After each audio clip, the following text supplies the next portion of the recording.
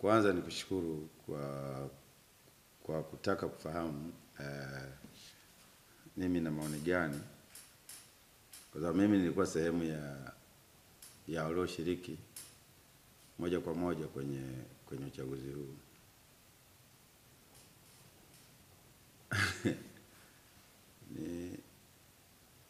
Unajua mimi nilikuwa nahadithiwa tu, sikuwahi kuona wala kusikia. Kama unavyojua na mimi nilikuwa upande huo ambao unalalamikiwa. Kwa maana niliwahi kugombea nikiwa upande wa CCM, lakini kwenye kura ya maoni tu, sikuwahi kugombea uchaguzi wa dola. Kwa hiyo hii ndio mara ya kwanza naingia kwenye uchaguzi wa dola. Nikiwa natokea upande wa pili, sio kule nilikozaliwa na nilikokulia. Ukweli ni kwamba nimeona mengi sana na nimejifunza mengi sana. Lakini jambo kubwa ambalo naweza nikasema tu ni kwamba madai yote ambayo Mheshimiwa Tundu Lissu na taasisi yake ya Chadema wamekuwa wanalalamikia, yote ni sahihi. Yote ni sahihi. Na ni machache hayo. Hayo ni machache. Kuna mambo mengi sana ambayo kama katiba haitobadilishwa na kama tume haitabadilishwa kuanzia chini kule kwenye vituo mpaka kule juu, ni ngumu sana kuitoa CCM madarakani. Watu pekee wanaoweza kuitoa CCM madarakani ni wananchi tu wenyewe. Lakini si kwenye box la kura, hiyo ni uongo. Tunadanganyana tu. Kwa sababu kwa mfano jimbo langu mimi lilikuwa na vituo 223.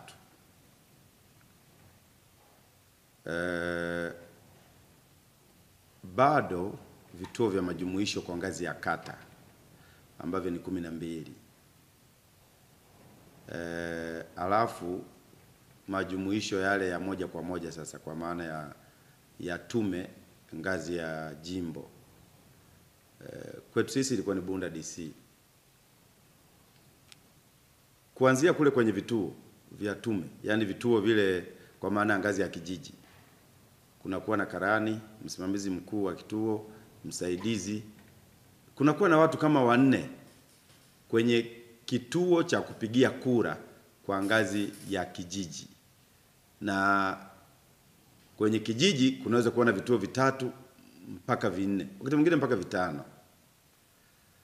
Lakini wale wote wale hawa ambao wako hapo kwenye hicho kituo ngazi ya kijiji, maana ni mwalimu kama sio walimu wa shule ya msingi, kuna walimu wa sekondari, kuna waratibu kata, na kuna watendaji wa vijiji, na nadhani kuna watendaji kata pia. Ndugu yangu, nilichokiona huko sidhani kama ni sahihi.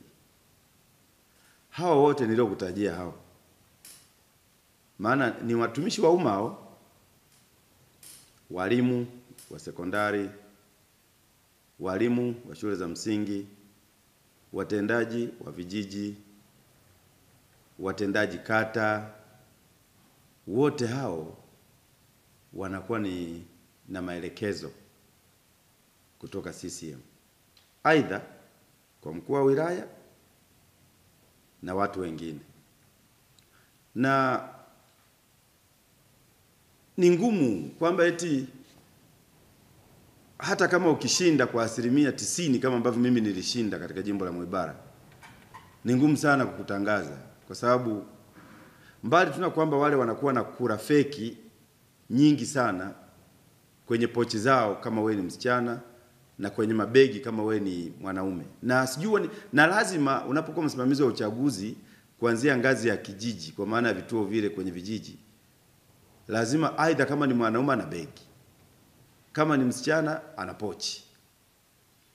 Sasa mule ndani wanakuwa wamejaza makura feki kwa ajili ya diwani na mbunge.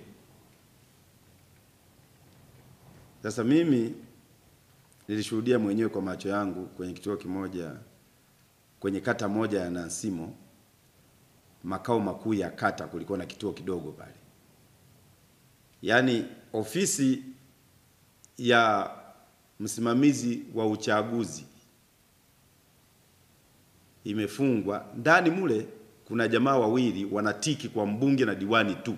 Yaani wana mafomu tayari ambayo ni yale ya kupigia kura, ambayo wanatiki kwa mbunge na diwani tu. Wananchi kura wanazopiga huku, hata kama msiba Cyprian umepata kura zote, lakini kuna wapiga kura labda 200 kwenye hicho kituo.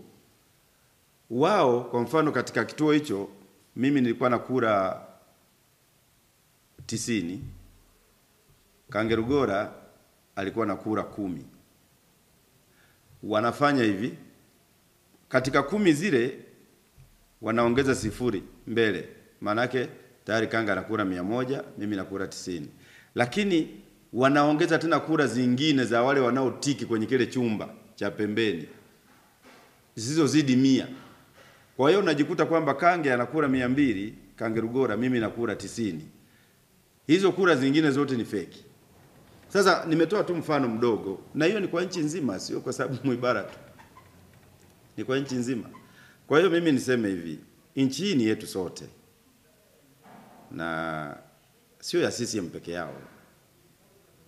Na hakuna sehemu katiba imeeleza kwamba Tanzania ni mali ya CCM.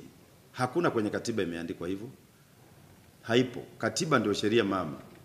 Lakini kikubwa ambacho kinanisikitisha ni hawa watumishi wa umma.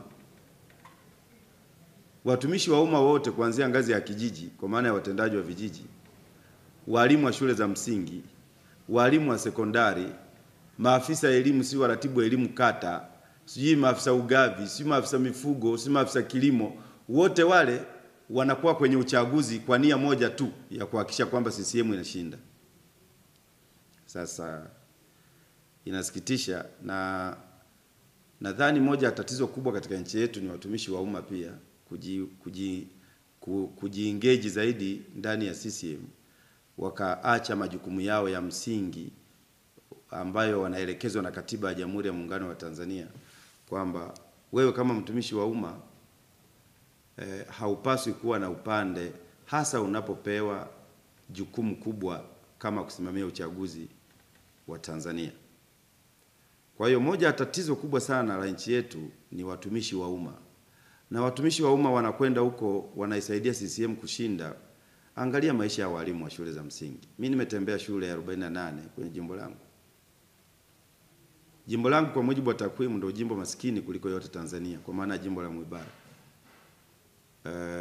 Kuanzia kwenye shule za msingi, mashule yote yamechakaa. Yaani wao CCM na hawa ambao walimu wanawasaidia kushinda, kwa maana ya wabunge wa CCM na madiwani, wana shule, wao wanasomesha watoto wao kwenye shule za private. Na hizo shule za private ni za watu wa CCM.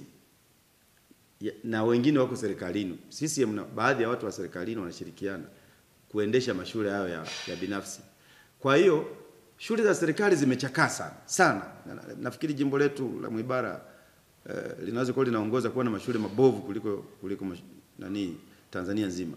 Lakini nyumba za walimu hakuna. Nilikwenda nyumba moja kata ya Kisolya, mwalimu mkuu, ukiingia kwenye chumba chake hicho kuna mavi ya popo karibu yamejaa, na mwalimu analala humo kwenye mavi ya popo. Lakini cha ajabu sana, huyo mwalimu anaenda kusimamia uchaguzi na kuisaidia CCM ishinde. Kwa hiyo moja ya tatizo la nchi yetu kushindwa kupata maendeleo ni watumishi wa umma, hasa walimu na wengine ambao wako kwenye ngazi ya kata kule na kwenye ngazi ya wilaya. Ni tatizo kubwa sana. Na kama nchi tusipobadilika kwa ngazi ya utumishi wa umma na kwa ngazi ya wananchi wenyewe, nchi yetu itakwenda katika matatizo makubwa sana. Sidhani kama kama nchi na kama taifa, kwa sifa tuliyokuwa nayo wakati wa baba wa taifa, itaweza kurejea tena. Nimeshuhudia mambo ya hovyo sana kwenye uchaguzi, kwenye ngazi ya ubunge na ngazi ya udiwani. Na kinachonisikitisha zaidi, wabunge wa CCM hawa ambao wameshinda na madiwani, hakuna mwananchi aliwachagua. Kwa mfano nizungumzie jimbo langu mimi la Mwibara. Wapiga kura walikuwa karibu 83 na ushe. Waliopiga kura hawazidi 16,000. Hawazidi. Lakini mimi nilitumia matokeo yangu mwenyewe na mmoja ya wale watumishi wa tume ngazi ya jimbo. Nilikuwa nimeshinda, nilikuwa na kura 9,000 katika jimbo la Mwibara. Katika wapiga kura 16,000, Kanga alikuwa na kura kama 4,000 tu na zingine ziliharibika. Lakini mpaka hivi tunavyoongea na wewe mwandishi, mimi sijui Kange amepewa cheti hicho cha ushindi lini, na mimi kama mbunge sikuitwa hata kupewa hicho cheti, kwa maana ya kwamba mimi ndo nilikuwa mshindi. Nasikia amepewa Kange na alipewa chooni, yani sio kwenye eneo la wazi kama ambavyo utaratibu unasema. Aliitwa na msimamizi wa uchaguzi anaitwa Oscar Nchemwa, ni afisa kilimo, moja ya maafisa kilimo kule wilaya yetu ya Bunda. Aliitwa tu akakaa na watu wake wa chooni, akamkabidhi hiyo certificate ya ushindi kwamba yeye ndo kashinda. Sasa mimi pia nimeshukuru tu kwamba watafanya kazi katika mazingira yapi, kwa sababu walioshinda wote wabunge wa CCM hakuna aliyechaguliwa na mwananchi hata mmoja. Kwa mfano Dar es Salaam ama kule Rorya hospitalini huko, uchaguzi ni kama hukufanyika. Lakini Dar es Salaam unaambiwa kuna wabunge. Wakati tumeona mpaka hata mavituo yamechomwa. Kwa hiyo kitu ambacho kinasikitisha ni kwamba yawezekana sisi ambao tulikuwa tuko sehemu ya kuitetea CCM, tulikuwa tujaingia physically kwenye uwanja. Kwa hiyo hilo nalo wananchi pia kama mimi naomba msamaha, wanisamehe, kwa sababu sikuwahi kujua kwamba uchaguzi wa Tanzania unaendeshwa namna hii, kwamba wale wanaosimamia uchaguzi wote wanakuwa na maelekezo kuanzia ngazi ya kituo kidogo mpaka ngazi ya wilaya mpaka huko kwingine, wanakuwa na maelekezo. Siku 2 kabla ya uchaguzi wa ubunge na madiwani, wale walioteuliwa wote kusimamia uchaguzi kwenye ngazi ya jimbo wanaitwa, wanapewa semina. Semina wanayokwenda kupewa ni ya kuiba tu, sio kwa ajili ya kitu kingine. Yaani wao wanaenda kuambiwa kwamba lazima mbunge wa CCM au diwani wa CCM ashinde. Full stop. Kwa mfano, kuna shule moja, sitaki kuitaja jina, ya sekondari, wasaidizi wa Kange Rugora, natolea mfano jimbo langu, walikwenda kwenye hiyo sekondari, walikuwa na kura feki kama 3,000, wakawapa wanafunzi, wakampa kila mwanafunzi mmoja karibu kura 100, yani wanawapa ili wakampigie Kange kura. Lakini yani wanatiki waingize kwa Kange, lakini wale wanafunzi walichofanya wakawa wanatiki kwa Cyprian Musiba tu. Wote wanafunzi wa form 4 wale form 6 walikuwa wanatiki kwangu tu Cyprian Musiba. Walivyokwenda kuhesabu kura, Kange ana kura 10, mimi na kura karibu 300. Wakasema haiwezekani. Wale wasaidizi wa Kange, jamaa mmoja hivi ni mjinga hivi, anaitwa nani yule, huwa yuko huko Masaunga kwenye jimbo la Mwibara, wakaanza kufanya vurugu na kupiga watu pale. Mpaka walimu walipigwa. Kwa nini Musiba, si tumewapa kura wanafunzi wampigie Kange nyinyi, alafu wakampigia kwa nini? Wakampigia Musiba. Fanya vurugu za ajabu sana. Kwa hiyo generally Tanzania huwa hakuna uchaguzi, ndio nilichojifunza. Huwa hakuna uchaguzi. Yaani kwamba, na nizungumzie tu kweli, madai ya Tundu Lissu, narejea tena, madai ya Tundu Lissu na madai ya Chadema yote na madai ya wananchi wa Tanzania yote kwa ujumla wake yako sahihi. Yako sahihi. Na kwa kuwa nchini yetu sote, kwa nini hawataki kusikiliza malalamiko ya wananchi? Mwananchi anasema kwamba tubadilishe katiba. Mwananchi anasema kwamba tunatakiwa tubadilishe tume kuanzia chini kule mpaka kule juu. Kwa nini wanawakatalia? Wanawakatalia kwa sababu wanajua wakifanya hivyo CCM siku hiyo inaondoka madarakani. Sasa ni heri chama kiondoke madarakani kwa amani kuliko chama kiondolewe madarakani kwa vurugu na machafuko. Kwa saa nyingine haya matatizo yote ya nchi yetu yanaletwa na CCM tu, kwa sababu ya ukaidi wao na dharau zao, kwa sababu kiburi cha CCM kinatoka huko tu. Hawana kura tena kwa wananchi, hawana ushawishi kwa wananchi, hawana chochote kwa wananchi. Wanategemea. Na kwa nini wanadharau? Kwa nini wanakuwa na kiburi hawa CCM? Hivyo viburi vinatoka wapi? Kwa sababu pale ngazi ya wilaya wana mkuu wa wilaya, ni mwenyekiti wa kamati ya ulinzi na usalama. Kwenye ngazi ya kata wana mtendaji wa kata. Yeye ndo muamuzi wa mambo yote pale kwenye ngazi ya kata. Kwenye ngazi ya kijiji wana mtendaji wa kijiji. Wote hao ni CCM.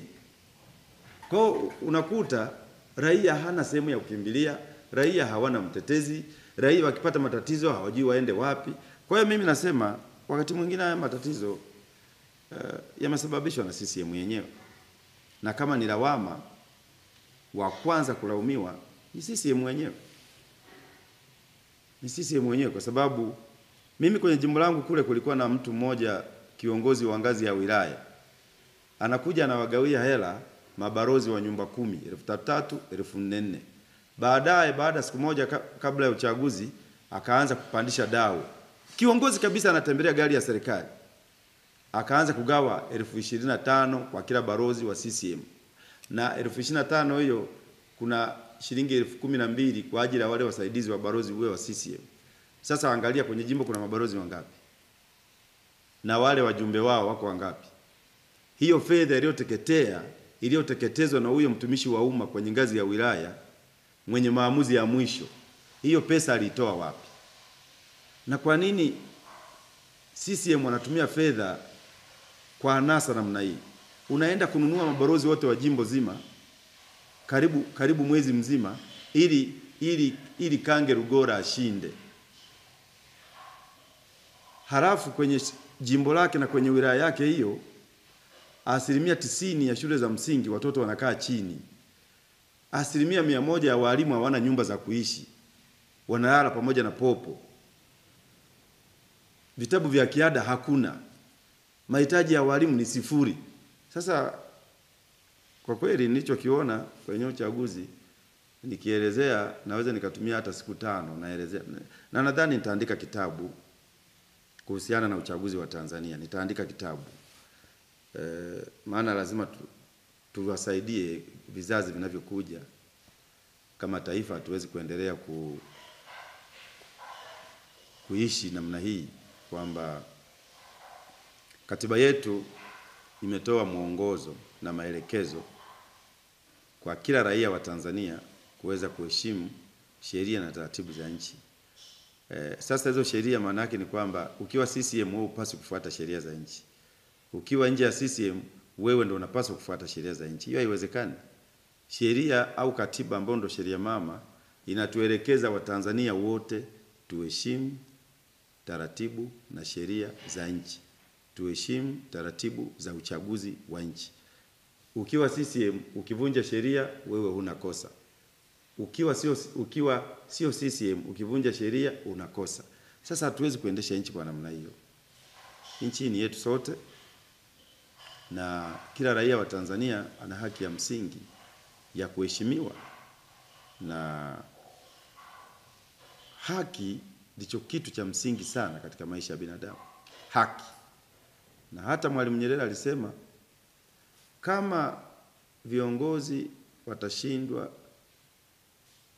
kutenda haki kwa raia wake, kuna siku watalia kilio ambacho hawatokisahau. Na leo Tanzania ndio tumefika hapa, kwa sababu wananchi wanadai haki zao, hawajui waende wapi, hawajui wamwambie nani. Kila ukienda huku mara, yani nchi ilikuwa inaendeshwa nje kama hakuna utawala wa sheria. Sasa kitu cha kwanza ambacho tunapaswa kufanya kama raia wa Tanzania, katiba itufeve wote tu, uwe CCM usiwe CCM, wote wana haki ya msingi kwa mujibu wa katiba. Lakini kwa kweli ndio yaona kwenye uchaguzi, tulikuwa tunaisemea CCM, tulikuwa tunaitetea CCM. Mimi kwenye familia yangu, anyway, kila mtu ana uhuru wake, lakini mimi binafsi ukiniambia habari za CCM sikuelewi kabisa, kwa sababu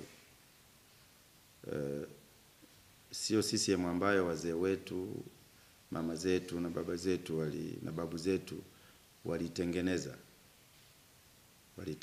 CCM ya sasa ni kama kikundi tu cha watu ambao wapo kwa maslahi yao na familia zao, sio kwa maslahi ya watu. Rasilimali zote za nchi hii zinanufaisha watu wachache tu, lakini asilimia kubwa ya Watanzania wanalala njaa, wanakufa maskini, wanashindwa kupata hata mlo mmoja kwa siku. Na leo ukizungumzia habari hiyo, maisha yako yanakuwa hatarini. Sasa inakuwa nchi ya namna gani? Kwamba wanaotetea rasilimali za nchi, wanaotetea wananchi, wanaosema kwamba rasilimali za nchi ziwanufaisha Watanzania wote, uhai wao unakuwa hatarini. Sasa tutaenda hivyo mpaka lini? Kwa hiyo sometimes wananchi wanachoka. Wanaona sasa wachache waishi vizuri, wachache tuishi kama mashetani. Sasa mimi nafikiri kwamba